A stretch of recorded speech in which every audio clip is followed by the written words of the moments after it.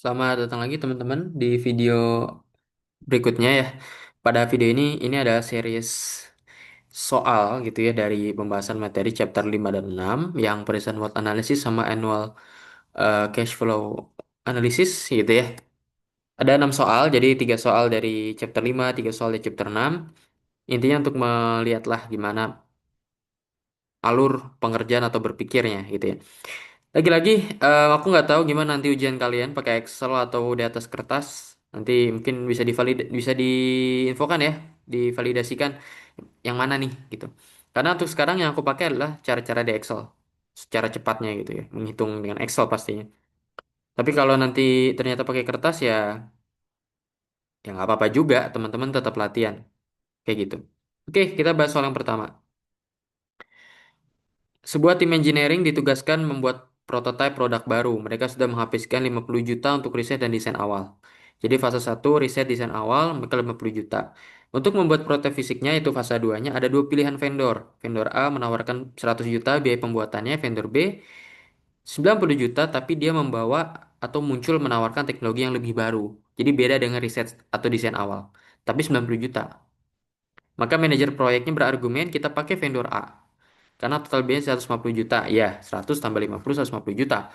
Kalau vendor B, jadi 140 juta. Selisihnya tipis. Ya. Dan dia mengatakan sayang uang risetnya kalau ganti haluan. Tentu sebagai seorang engineer yang paham dengan analisa ekonomi, eh, kita jelaskan pakai konsep sunk cost dan economic kriteria. Itu ya, economic kriteria yang tepat. Bagaimana kita ngelihat opini si manajer ini ya? Kalau kita lihat, dia bilang pakai vendor A karena kita udah riset karena biaya keduanya cuma selisih tipis selisihnya 150 140 kita ambil yang 150 kata manajer. Kenapa ya nggak apa-apa mahal dikit, yang penting ide kita kepake di riset gitu kan. Padahal kalau kita lihat secara analisis ekonomi teknik, yang harusnya kita pegang ini adalah konsep adanya sunk cost ya, biaya yang udah lewat. Berapa sunk cost-nya? Ya 50 juta itu sunk cost ya. Sehingga dia nggak boleh dipakai untuk analisis. Ya, 50 juta untuk riset, untuk desain awal itu udah lewat. Untuk kedepannya nggak bisa dipakai, dia jadikan oh udah kita udah habisin 50 juta buat riset. Ya udah itu udah lewat. Maka yang harus kita cek adalah bagaimana kita punya target. Target kita adalah fixed output. Ya, kriteria ekonomi kita adalah fixed output. Kita punya output yang pasti yaitu pengen jadi satu prototipe produk. Nah, kalau pengen punya fixed output, maka apa yang harus kita lakukan? Kalau berdasarkan kriteria ekonomi, ya kita harus meminimize inputnya. Dalam hal ini inputnya apa? Ya ini biaya pembuatan. Ya, output yang kita harapkan adalah prototipe fisik, kayak gitu. Maka input kita adalah biaya pembuatan. Harus diminimalisasi sehingga yang kita ambil adalah vendor B. Kenapa vendor B hanya menawarkan 90 juta? Tapi kan teknologinya diganti total. Riset kita nggak kepake. Ya udah nggak apa-apa. Karena analisa ekonomi kita mengatakan kita harus meminimize inputnya. Dan 50 juta untuk riset itu sunk cost. Dia nggak bisa dipakai untuk analisis. Kayak begitu ya teman-teman. Ini logik awalnya dulu ya untuk memahami analisis ekonomi. Kemudian kita lanjut ke soal nomor 2. Nah ini ya. Sebuah pabrik pengen membeli mesin kompresor dan dia punya dua pilihan. Dia pakai suku bunga 12% per tahun. Untuk mesin A dan mesin B ini ada rinciannya, biaya awalnya berapa masing-masingnya, perawatan tahunannya berapa. Kalau biaya awal udah dibahas di video sebelumnya ya. Em, yang namanya investasi itu ada beberapa komponen, salah satunya ada investasi awal, itu disebut dengan P biasanya. Perawatan tahunan ini biasa disebut dengan P. Perawatan tahunan biasanya disebut dengan A, salvage value biasanya dia sebagai F, ya, gitu. Biasanya seperti itu ya. Jadi biaya awalnya segini ada, perawatan tahunannya sekian, masa guna masa masa nilai atau nilai jual ya, salvage value itu. nilai jual dia nanti di akhir periode pemakaian berapa, dan umur pakainya berbeda. Nah, ya, umur pakainya berbeda. Dan kita tahu untuk menentukan periode analisis jika waktunya berbeda adalah dengan nilai KPK. Jadi yang pertama kita tentukan adalah periode analisisnya. Berapa lama yang kita ambil? 12 tahun. Kenapa? Karena KPK dari 4 dan 6 adalah 12. Ya, kelipatan persekutuan terkecil dari 4 dan 6 adalah 12. Maka periode analisis kita 12 tahun. Baik untuk mesin A dan juga mesin mesin B. Itu kita ambil, ya, di mesin A dan mesin B ini adalah 12 tahun. Jadi kita bikin apanya? Kita bikin cash flow-nya dulu. Ya, kita bikin cash flow-nya dulu selama 12 tahun. Teman-teman bisa pakai dua pilihan. Mau menggambar garis-garis kayak di buku, ya, pakai diagram garis, atau mau pakai tabel. Kalau di Excel gampang pakai tabel gitu ya. Jadi kita bikin dulu per komponen biaya, ya. Ada tahun keberapa, biaya awalnya, biaya tahunannya berapa, kemudian salvage value-nya berapa. Hal yang sama juga untuk mesin B. Kita bikin cash flow-nya. Tahunnya dari tahun ke berapa? Ya, dari tahun ke nol sampai dari tahun ke nol sampai tahun ke 12. Kayak gitu. Biaya awal kalau di mesin A, dia pertama tentu di tahun ke nol dia beli 200 juta. Tapi karena dia masa pakai cuma 4 tahun, sementara periode analis kita 12 tahun, berarti dia akan ada pembelian lagi, ya. Ada pembelian lagi di tahun keempat. Jadi ada biaya awal lagi di tahun keempat 200 juta. Di tahun ke-8 juga sama. Sampai di tahun 12, ha- kalau dilanjut ya periode analisisnya dibeli lagi. Cuma kan 12, di tahun ke-12 ini udah selesai periode analisisnya. Jadi nggak ada pembelian lagi. Gimana kalau biaya tahunan? Biaya tahunan ya udah dia sama, ya. Katanya 30 juta untuk mesin A. Ya, 30 juta selalu sama. Ini semua perhatikan ya, yang dia sifatnya pengeluaran kita kasih minus di depannya gitu. Yang nanti income masukkan ya udah dia dikasih income masukkan. Positif nilainya.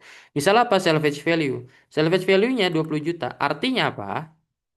Artinya setiap 4 tahun dia akan dapat 20 juta. Gitu. Jadi pada tahun keempat dia harus membeli baru 200 juta, tapi dia juga dapat 20 juta hasil dijual.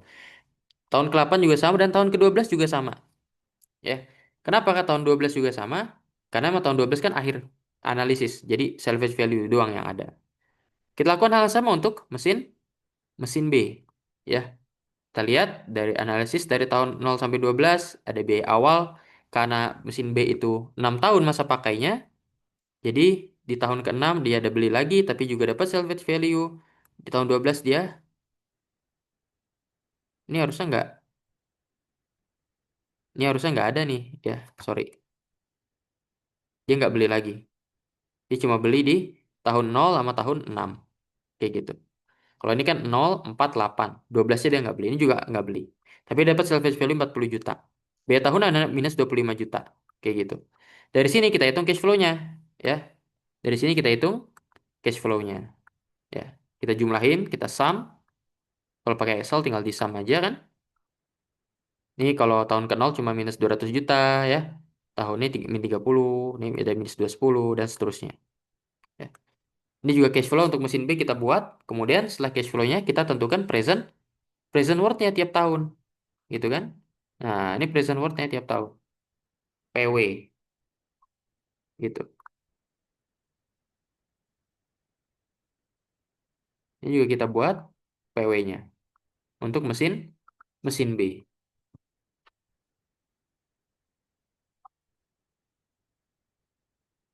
Kita perhatikan present worth-nya untuk tiap tahun. Berapa?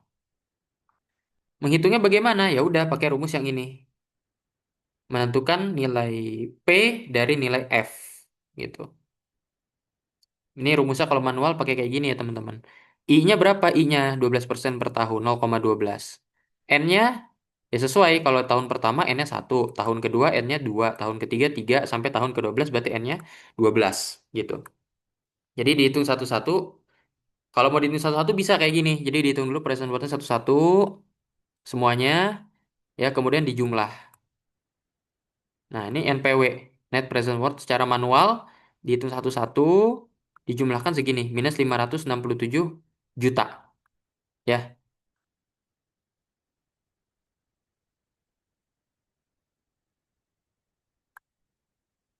ini positif dia ya. Ini 15 juta. Ya udah.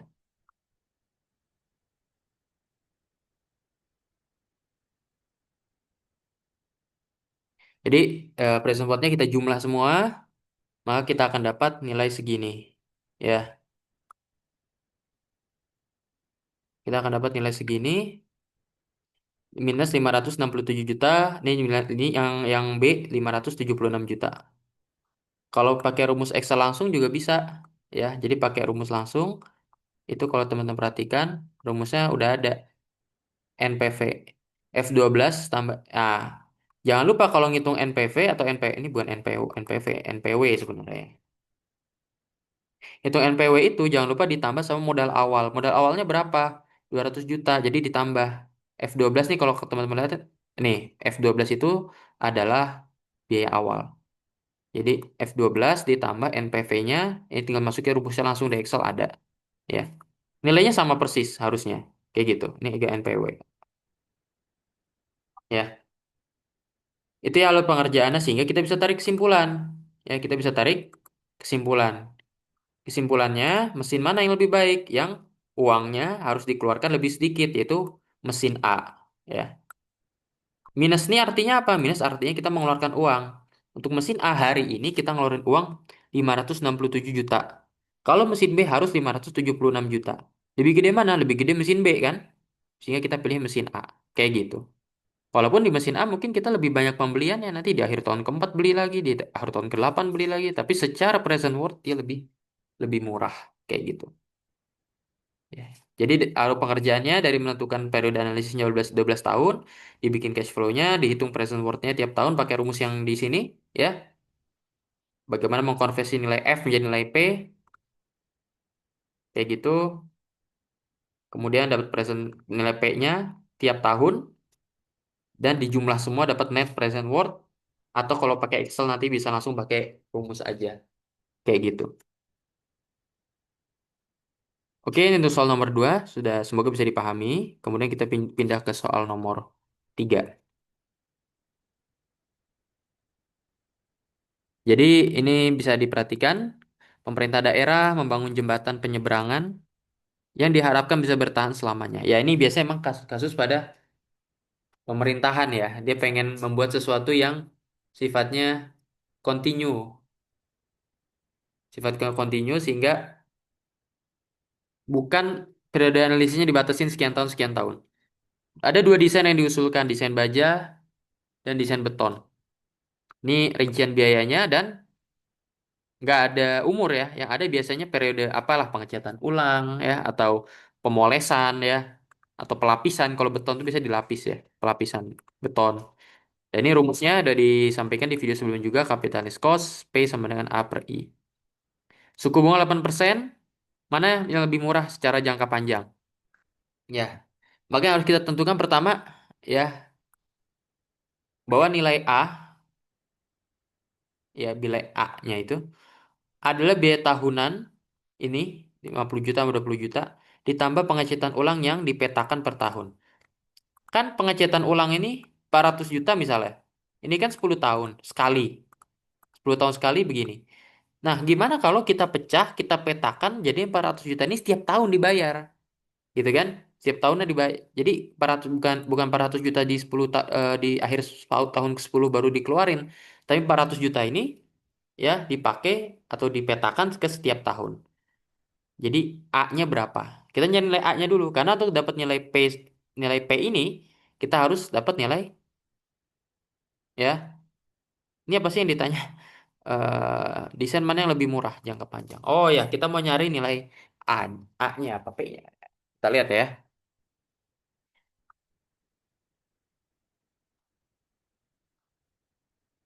Kita bandingkan desain baja dengan desain beton. Kita perlu menentukan nilai nilai A1 dan A2. A1-nya itu udah jelas. Ya. A1 adalah biaya tahunan. Ingat ya, A itu kan annual annual cost ya, annual cost. Di tiap tahun ngeluarin berapa? Kalau di desain baja 50 juta untuk perawatan tahunan, desain betonnya 7, gede banget. 50 juta.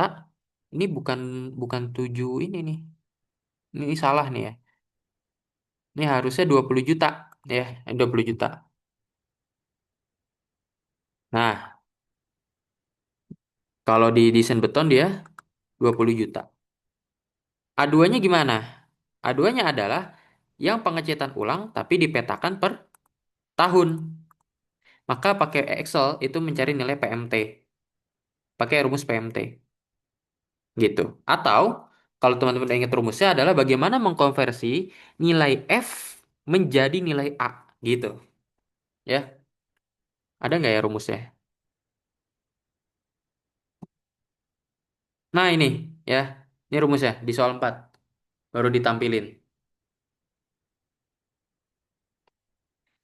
Jadi bagaimana mendapatkan nilai A tapi kita punya nilai F. Ini rumusnya. Gitu ya, ini rumusnya.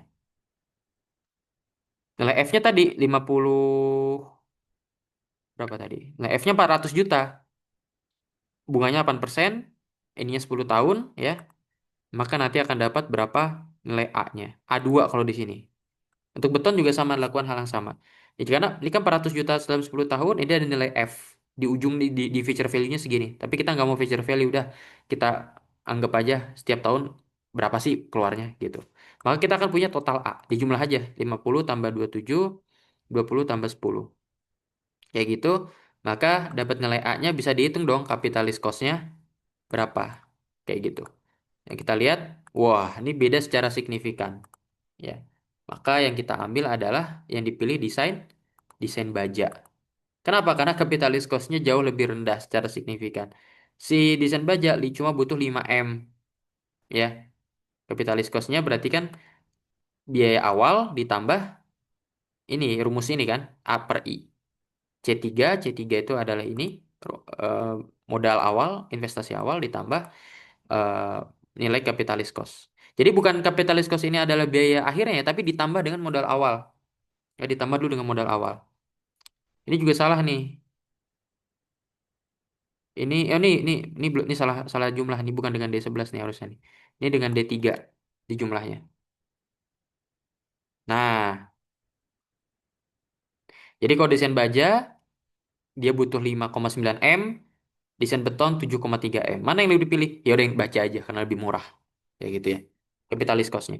Ini dipakai kalau proyeknya itu pengen analisis periode analisisnya adalah sepanjang waktu, selamanya dalam tanda kutip. Tentu kadang suatu saat bisa aja roboh jembatannya. Itu ya untuk soal nomor 3. Kita masuk ke soal nomor 4.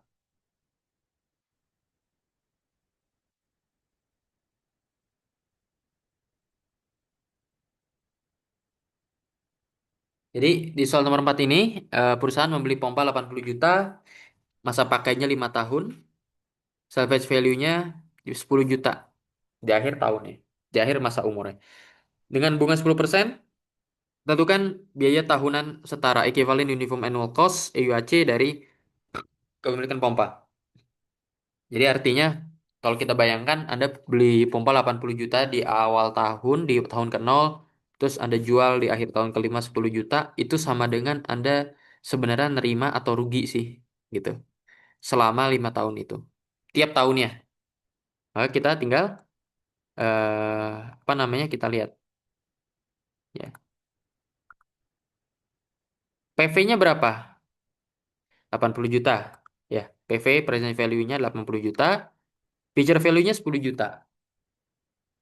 Salvage value itu adalah future value ya. Bunganya jelas 10% 0,1 selama 5 tahun. Maka bagaimana menghitung EUAC? Ini rumusnya kalau teman-teman menghitung secara manual. Ya, jadi nilai P dibalikan ke nilai A. Jadi carilah nilai A kalau kamu dari nilai P. P-nya berapa? 80 juta. Masukin ke sini.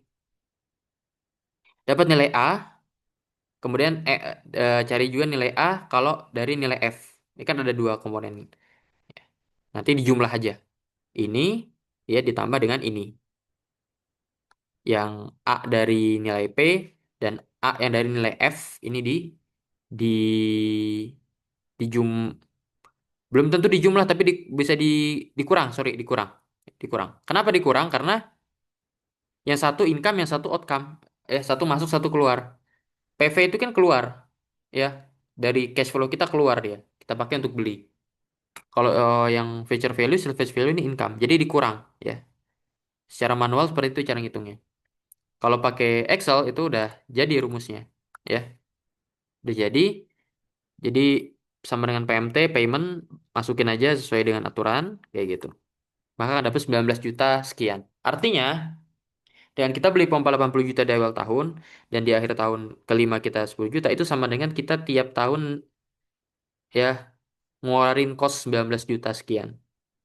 Ya. Setiap tahun sama dengan kita ngeluarin biaya 19,4 juta setahun gitu ya.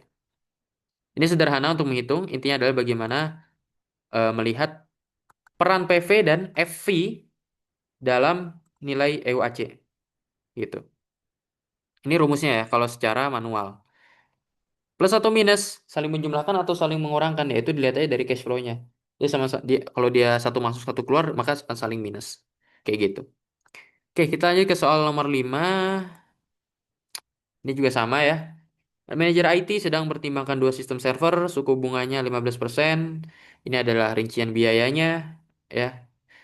Umur pakainya berbeda, ya. Umur pakainya berbeda. Satu 3 tahun, satu 5 tahun. Ada biaya awal, ada penghematan, ada nilai sisa, ya. Ini kalau kita bedah, kita lihat untuk server A dan server B-nya untuk berbagai kategorinya. Kayak gitu. PV-nya, ya. PV-nya jelas. Satu 500 juta, satu 700 juta. Future value-nya, nilai sisanya ini 50 juta dan 100 juta. Bunganya ini juga sudah jelas, 15%. Waktunya berbeda, 1, 3, atau 5 tahun. Bagaimana menghitung EUAC-nya? Ya, EUAC-nya dihitung dari PP dan FV. Ini rumusnya sudah kita berikan tadi ya. Jadi di slide dan di soal ini dan soal sebelumnya juga udah dikasih lihat. Untuk dapat nilai EUAC dari F, pakai rumus yang ini, A sama dengan, nah, dapat nilai A-nya. Kalau pakai nilai P, A-nya carinya pakai kayak gini. Plus minus, ya, saling meminuskan. Ya, satu plus satu minus pasti. Karena apa? Karena satu keluar, satu masuk. Biaya awalnya kan biaya keluar ya, investment. Nilai sisa ini nilai yang masuk. Gitu. Maka EUAC-nya segini. Gitu. Jadi dengan biaya awal segini dan nilai sisa segini selama 3 tahun, kalau pakai server A sama dengan kita ngeluarin uang 204 juta tiap tahun. Kalau server B 193 juta sekian. Tapi ini belum ke annual worth-nya. Kita belum hitung worth-nya berapa. Kenapa? Ada penghematan sebenarnya.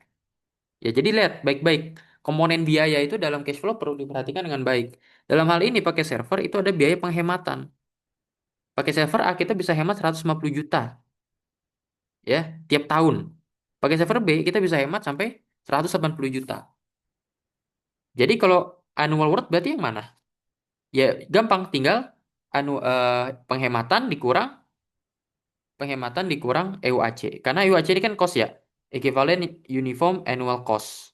Jadi kalau kita lihat, nah, C4 min C2, C14. C4 itu adalah ini penghematan dikurang EUAC.